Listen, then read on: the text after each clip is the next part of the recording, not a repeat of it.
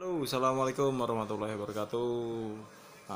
Pada kesempatan kali ini saya ingin menceritakan kegelisahan saya beberapa tahun ini mengenai fenomena di mana kita udah dibuat atau dikerjain sama pihak pemberi pinjaman, entah itu leasing, rentenir, perbankan, yang udah meneror kita selama beberapa tahun.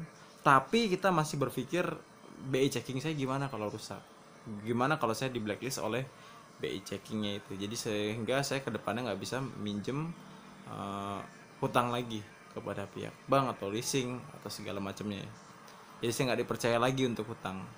Nah, padahal teman-teman udah merasakan yang namanya yang curhat ke saya ya, udah dikerjain gitu loh. Kita udah bayar sekian, terus ada keterlambatan di ujung-ujung dari kontrak yang kita belum lunasi itu, dan masih mikirin BI checking. Di mana harga diri teman-teman gitu kalau kayak gitu kondisinya?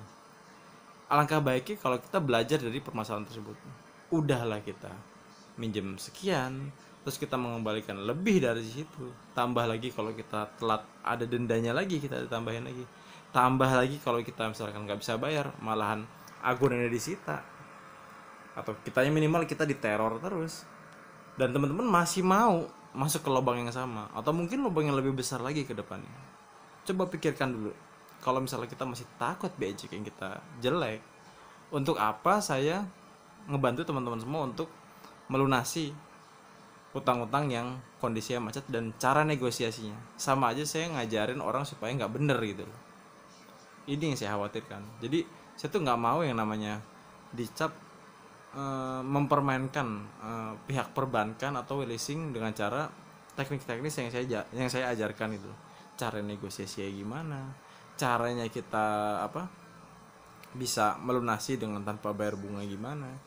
Tapi itu dimanfaatkan oleh para pemirsa supaya bisa mengambil keuntungan di situ gitu loh. Jadi kita ambil pinjaman, kita nggak usah bayar bunga dengan teknis yang saya artikan. Dan kedepannya kita mau kayak gitu lagi. Itu sama aja teman-teman mau ngemplang pihak bank atau pihak leasing tersebut. Itu nggak bagus juga. Walaupun memang saya udah berarti kan kalau saya berazam supaya untuk kedepannya, untuk kehidupan saya sehari-hari, untuk saya berusaha, punya usaha, itu permodalannya saya nggak mau lagi dari pihak perbankan. Itu udah niat saya. Karena apa? Saya pikir kalau menggunakan pihak ketiga seperti itu ya, usaha saya yang saya dirikan itu targetnya bakalan jadi lebih tinggi di awal. Dimana tiap bulannya usaha itu mau udah untung ataupun nggak untung, tetap harus ada bayar hutang saya plus sama bunganya, ditambah lagi denda kalau saya ada keterlambatan bayar. Gitu kan teman-teman. Jadi secara logis saja lah kita ngomong bahasanya. Kalau misalkan kita usaha dengan permodalan dari perbankan, mau nggak mau target kita udah gede, udah jelas sekian. Belum lagi kita ditambah sama operasional usaha, belum lagi kita ditambah sama bayar karyawan, belum lagi kita harus memikirkan kita sendiri harus punya gaji kan untuk kehidupan sehari-hari juga, di luar dividen atau bagi hasil dari hasil usaha tersebut. Jadi coba teman-teman pikirkan lagi, kalau misalkan masih berpikir kalau saya udah nggak bisa bayar nih kontrak yang sekarang nih, saya bermasalah sama pihak perbankan atau leasing, sampai saya diteror seperti itu, sepusing apapun, sepusing yang pernah teman-teman rasakan pada saat malam hari mikirin gimana cara biar besok bisa bayar. Terus di tengah-tengah itu teman-teman ada yang WhatsApp ke saya, ada yang telepon ke saya, bagaimana mas caranya menghadapi kolektor pada saat besok dia datang ke rumah saya, bagaimana caranya saya bisa lebih tenang menghadapi situasi di mana saya nggak punya uang cash untuk membayar cicilan atau hutang saya tersebut. Sedangkan besok tim penagih datang ke saya gimana kalau ada keluarga saya gimana. Bayangkan itu dulu, kondisinya ini udah nggak enak gitu.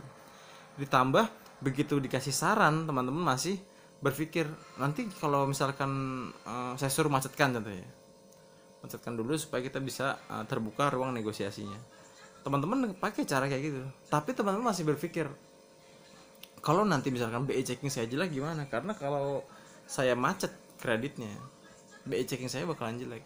Itu pasti yang dipikirkan, dan itu yang salah satu yang bikin saya ngapain saya bantu ini kalau masih mikirnya kayak gitu, masih mikir ketergantungan akan utang. Jadi utang tuh seperti candu juga, seperti apa ya, narkoba lah, bikin ketagihan, kita bayar kita bisa lunas, kita cari utangan lagi. Supaya apa alasannya? Supaya lebih semangat kerja, supaya punya beban dalam hidup ini, supaya saya semangat kerjanya untuk mencari penghasilan.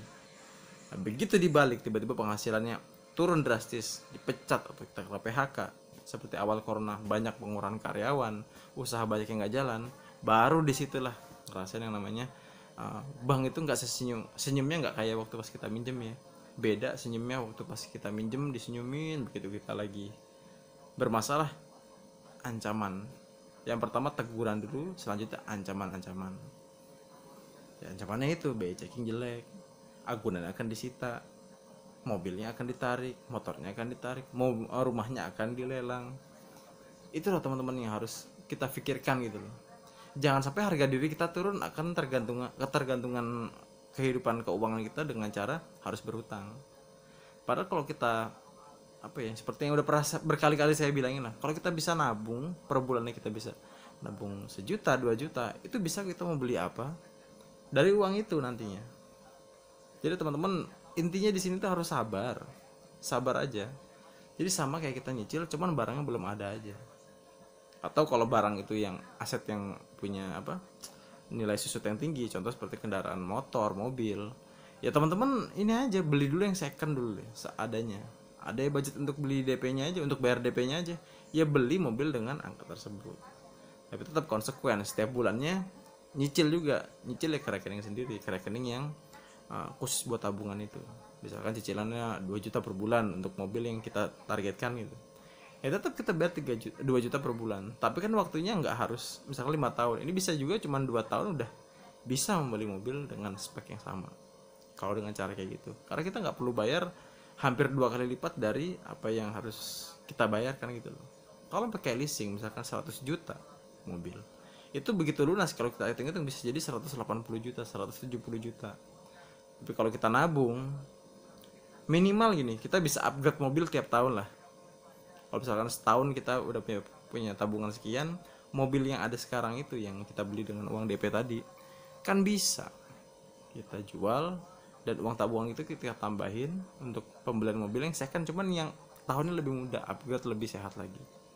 Gitu aja teman-teman. Kalau masalah perbaikan sama aja, anggap aja 1-2 bulan itu budget cicilan kita misalnya 2 juta ya, berarti 2 bulan 4 juta. 4 juta itu untuk budget perbaikan mobil yang kita beli dengan biaya DP tadi.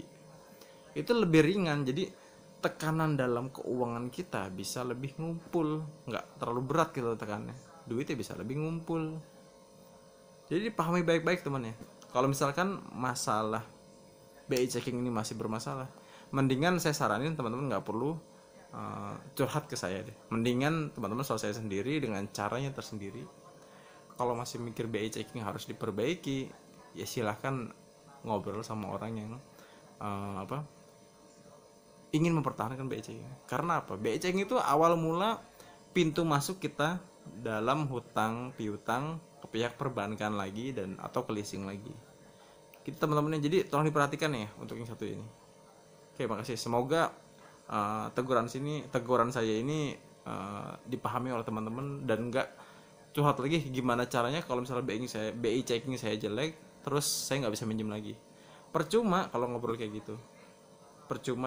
Mending nggak usah ngobrol sama saya, kita ngobrol pengen lunas hutang dan saya nggak pengen utang lagi, bagaimana caranya saya bisa mendapatkan sesuatu tanpa harus berutang. Itu mending yang kita diskusiin, nggak perlu diskusi BI checking lagi ya. Oke, terima kasih teman-teman. Assalamualaikum warahmatullahi wabarakatuh.